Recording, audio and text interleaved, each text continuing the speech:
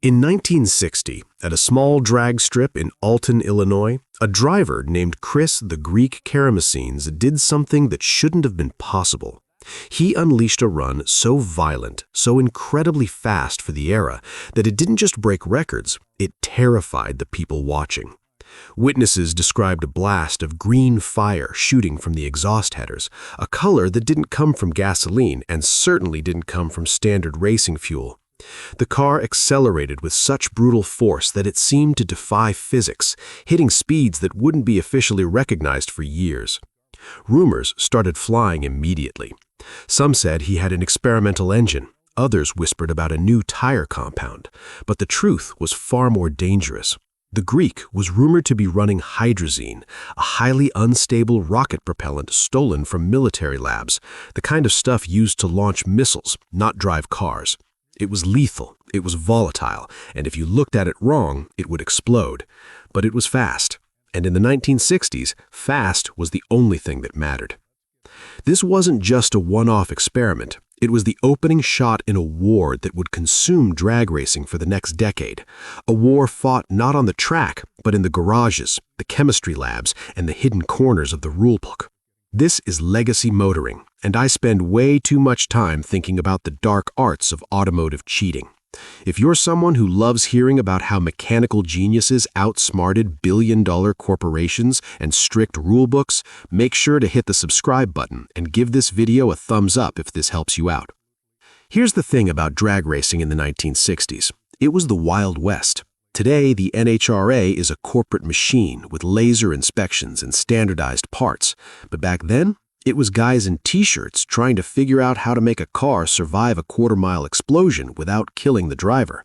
And the biggest enemy wasn't the other driver, it was gravity. Sir Isaac Newton taught us that force equals mass times acceleration. If you want more acceleration, you have two choices: build a bigger explosion in the engine or make the car weigh less. Most people focused on the engine. They built massive superchargers, they injected nitromethane, they pushed the limits of horsepower. But a select group of racers, the ones we're going to talk about today, realized that horsepower was expensive. Gravity could be cheated for free. Now, you might be thinking, okay, so they took out the passenger seats in the radio. Big deal. No. Look, we aren't talking about removing a spare tire. We are talking about engineering anorexia so extreme, it turned cars into death traps. It started with what historians now call the factory lightweights. In the early 60s, manufacturers like Pontiac and Chevrolet quietly started building cars with aluminum fenders, aluminum hoods, and magnesium bumpers. The 1963 Pontiac Swiss cheese Catalina is a perfect example. They literally drilled 120 holes into the frame rails to shave off a few pounds. It looked like a piece of industrial Swiss cheese, hence the name. But for the serious cheaters, drilling holes was amateur hour. It was too visible. Anyone looking under the car could see the frame looked like a honeycomb. This is where it gets really interesting. The smartest cheaters turned to chemistry. Have you ever heard of acid dipping? It sounds like a torture method, and for the cars, it basically was. Here's what most people don't realize about the manufacturing process. A standard car body is stamped from sheet metal that has a specific thickness to ensure it doesn't crumple if you hit a pothole. But drag racers didn't care about potholes. They cared about the weigh-in scales. Teams discovered that if you submerged an entire car body, fenders, doors, hood, even the unibody chassis into a vat of industrial-grade sulfuric or hydrochloric acid, the acid would eat away the metal. It's a process called chemical milling. If you left it in for the perfect amount of time, the acid would dissolve the outer layers of the steel, making the metal paper-thin. We're talking about shaving the thickness of the steel down by 50% or more. A door that weighed 40 pounds from the factory might come out of the acid bath weighing 15. A hood that took 2 guys to lift could be picked up with one hand. But to the naked eye, it looked exactly like a stock steel part. It held a magnet, so inspectors couldn't catch it with a simple test. It was painted, polished, and looked showroom fresh. But underneath that paint, the structural integrity was gone. There are horror stories from this era of mechanics leaning against a fender and accidentally putting their hand right through the metal because it was as thin as a soda can. There were cars that would literally ripple at high speeds because the air pressure was bending the body panels. One famous story involves the legendary Smokey Yunick. Though he's more known for NASCAR, the technique was universal. He reportedly acid-dipped a Chevelle so aggressively that the roof became flexible. But the advantage was undeniable. You could shed 200, maybe 300 pounds from a car without removing a single visible part. In a sport where races are won by thousandths of a second, 300 pounds is an eternity. It's the difference between a trophy and going home broke. But acid dipping had a flaw. It was permanent. Once you dipped the car, it was light forever.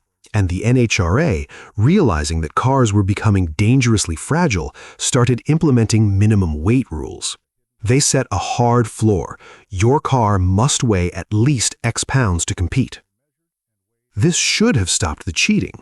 If the rule says the car must weigh 3,000 pounds and your acid-dipped car only weighs 2,700, you have to add 300 pounds of lead ballast back into the car to be legal.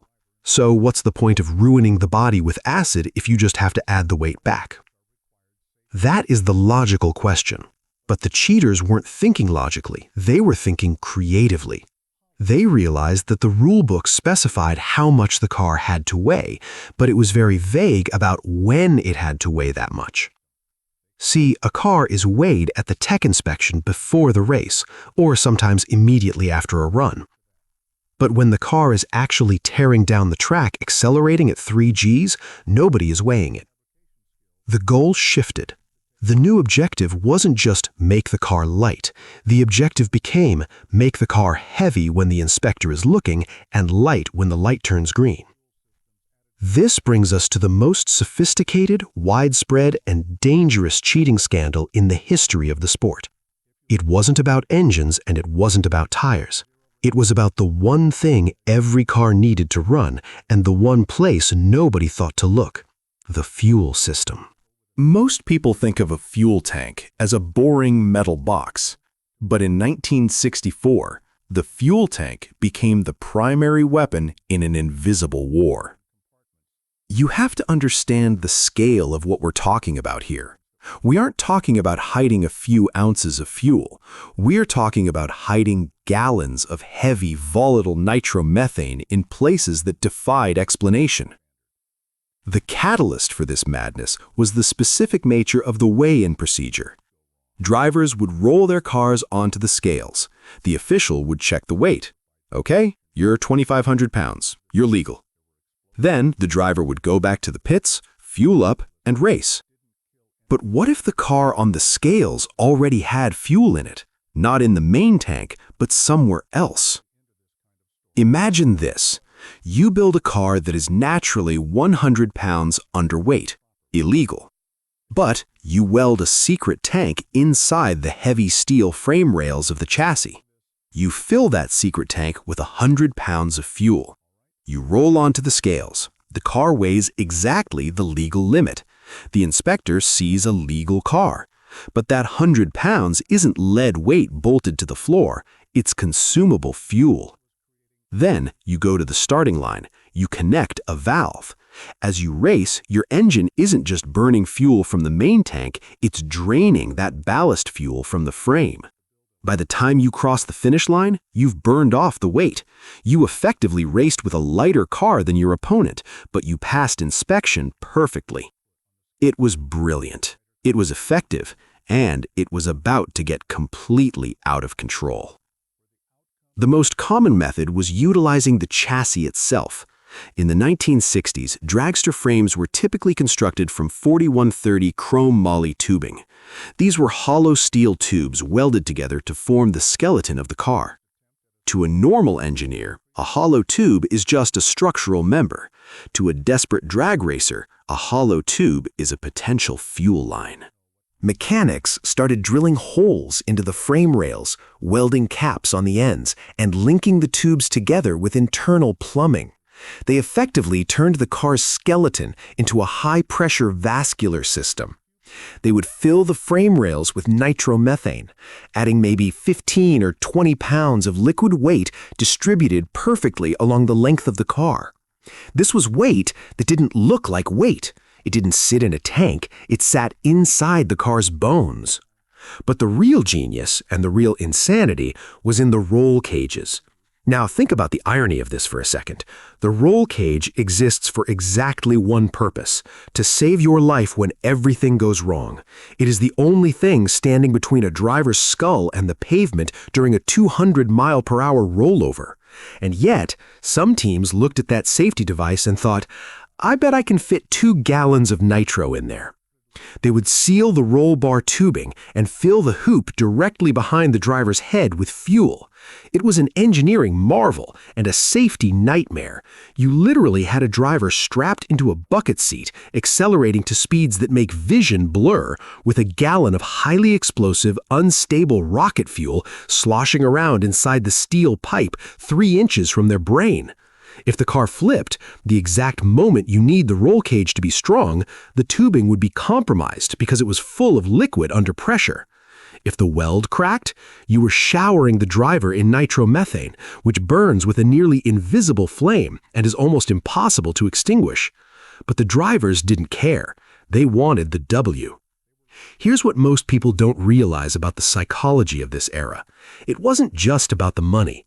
Sure, the prize purses were decent, but they weren't risk-your-life-for-free money. It was about the ego. It was about the mechanical dominance. If you could beat the guy in the other lane because you were smarter, because you hid your fuel better, that was a victory twice over. The systems became incredibly complex. Drivers installed diverter valves under their seats. They would start the car on the legal fuel tank to warm up the engine and drive to the staging lanes. The tech inspectors would see the fuel lines running from the visible tank to the engine and assume everything was normal. But once the driver was strapped in, hidden from view by the cockpit panels, they would reach down and flip a lever. Click. Suddenly, the fuel pump wasn't pulling from the main tank anymore. It was pulling from the frame rails, or the roll cage, or a false floorboard. The engine didn't know the difference. It just wanted nitro. The car would launch, burning off the hidden fuel first. By the time the run was over, the hidden compartments were empty. The evidence was burned up and shot out the exhaust pipes, and the car was lighter than ever. The NHRA officials weren't stupid, though. They knew the times these cars were running didn't match the physics of their weight. You can't cheat math. If a car with X horsepower and Y weight runs a certain speed, and suddenly it goes 0.2 of a second faster without more horsepower, the variable has to be weight. So the tap test was born. Tech inspectors started walking around the pits with little rubber mallets. They would walk up to a dragster and start tapping on the frame rails. Tink, tink, tink. A hollow tube makes a distinct, high-pitched ring. A tube filled with liquid, it makes a dull thud. Thunk. It was a primitive form of sonar, but it worked. Inspectors started catching people left and right. You'd see a famous team getting disqualified because an official tapped their roll bar and it sounded like a ripe watermelon. But this is where the cat and mouse dynamic really kicked into high gear. When the inspectors started tapping, the cheaters didn't stop hiding fuel. They just changed how they hid it. They realized that the thud sound came from the liquid touching the walls of the tube, so they started inserting flexible rubber bladders inside the steel tubes. These bladders were slightly smaller than the tube diameter. When filled with fuel, they didn't touch the sides of the metal directly, or they were suspended in a way that preserved the ring of the steel. Some teams went even further. They built expansion tanks. This is one of my favorite hacks because of how simple it is. The rules stated a maximum fuel tank size. Let's say, for the sake of argument, the limit was 5 gallons. The inspectors would measure the tank with a tape measure, length times width times height. Simple geometry. Okay, this box is 5 gallons. You're legal.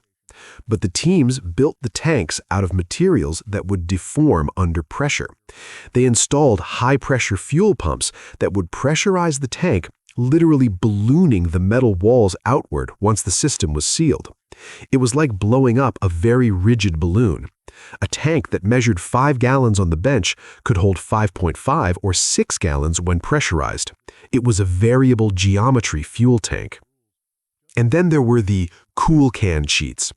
A cool can is a legitimate device. It's a container filled with dry ice that you coil your fuel line through. The idea is to cool the fuel before it hits the engine, making it denser so you can burn more of it. Perfectly legal.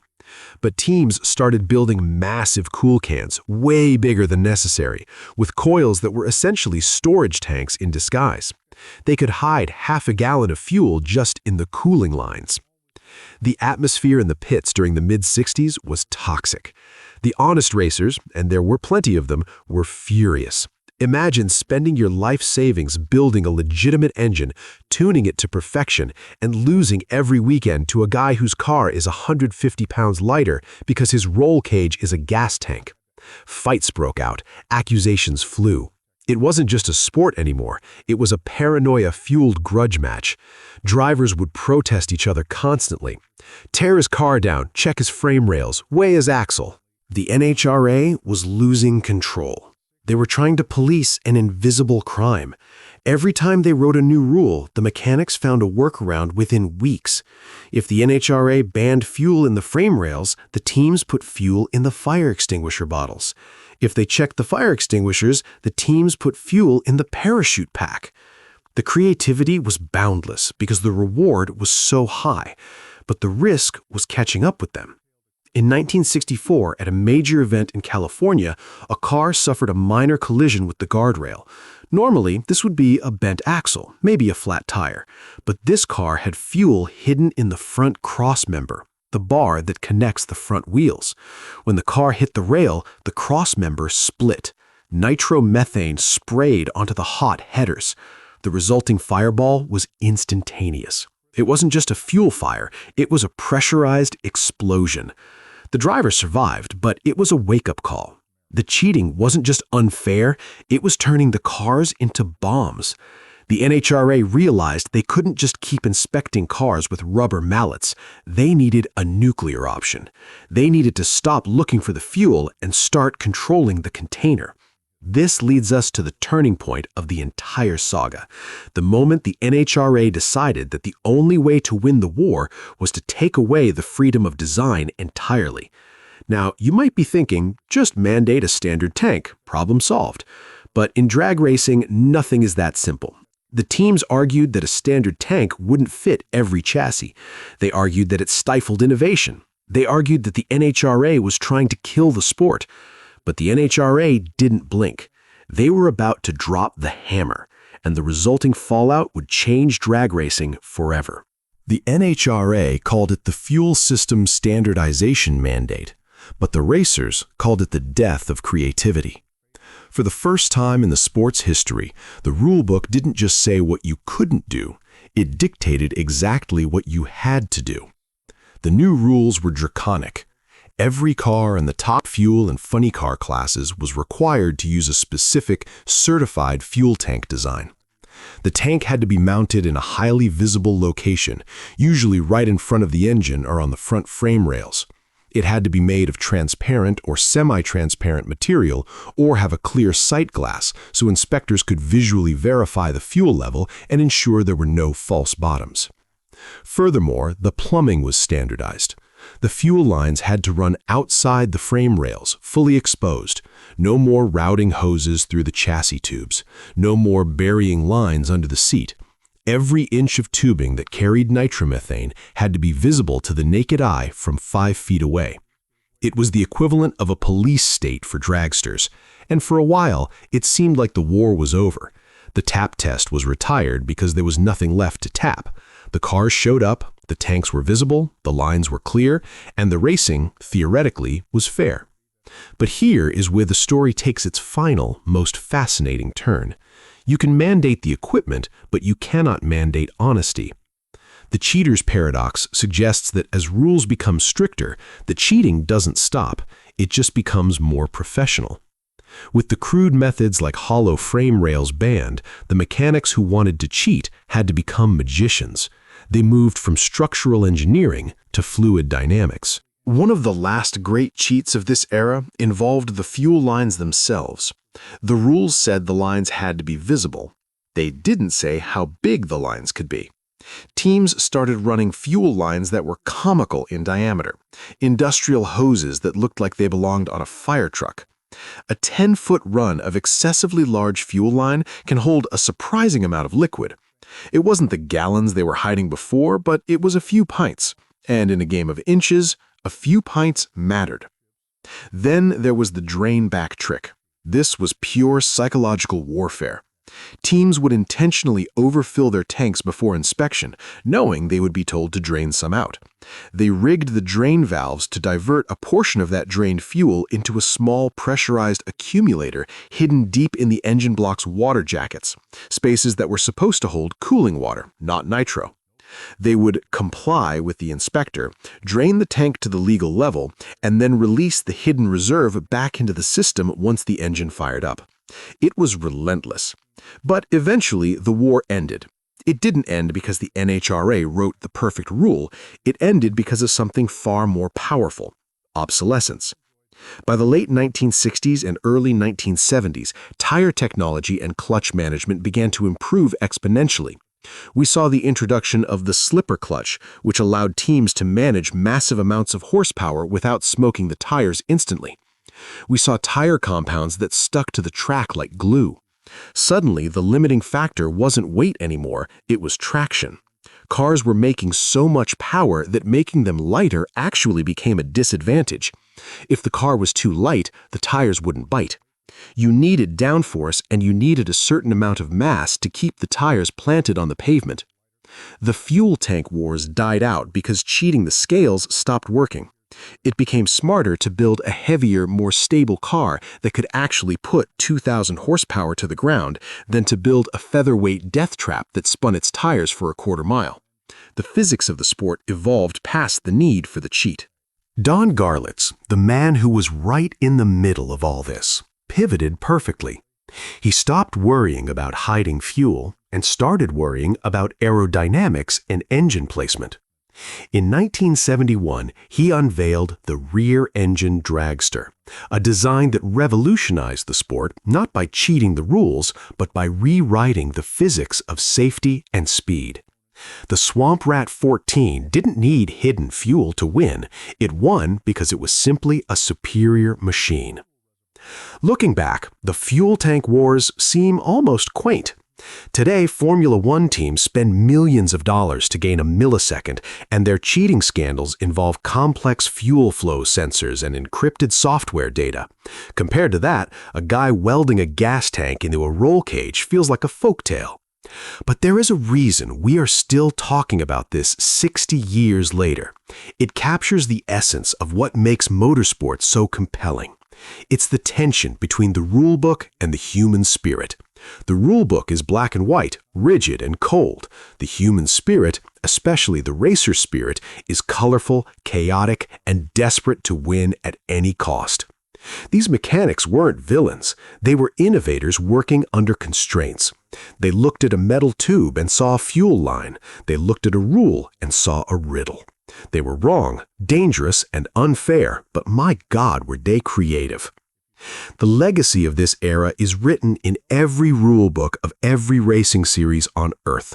If you open the NHRA technical guide today, or the FIA regulations for Formula One, you will see pages and pages of text that seem oddly specific. Fuel cells must be comprised of X material. Fuel lines must not exceed Y diameter. No fluid may be stored in chassis members. Those rules aren't there because an engineer sat down and thought they sounded good. Every single one of those sentences is a tombstone for a specific cheat. That rule exists because in 1963, a guy named Sneaky Pete or Big Daddy tried to get away with something crazy. The rule book is a history book. It is a record of every time a racer outsmarted an inspector. So the next time you watch a drag race and you see those cars launch off the line with 11,000 horsepower, shattering the air and shaking the ground, take a close look at the fuel tank. It's sitting right there, clear as day, ugly and visible. It's not hiding anything. And that visible tank is the trophy. It represents the time when the sport grew up. It reminds us that eventually the cheaters get caught, the loopholes close, and the only way left to win is to actually be faster. But you have to admit, there is a small part of us, the part that loves a good heist movie, the part that roots for the pirate over the Navy, that misses the days of the green fire and the acid-dipped frames. Because there is something undeniably romantic about a guy in a garage, a welding torch in one hand and a rulebook in the other, figuring out how to beat the system one hidden gallon at a time. This was the era where win on Sunday, sell on Monday, met cheat on Saturday, pray on Sunday. It was dangerous, it was dishonest, and it was absolutely magnificent. This is legacy motoring, and I spend way too much time thinking about the fuel tank wars. If you're someone who loves the untold history of speed, the gray areas of the rulebook, and the mechanical genius of the golden age of drag racing, make sure to hit the subscribe button and give this video a thumbs up if this helps you out. Thanks for watching, and I'll see you in the next one.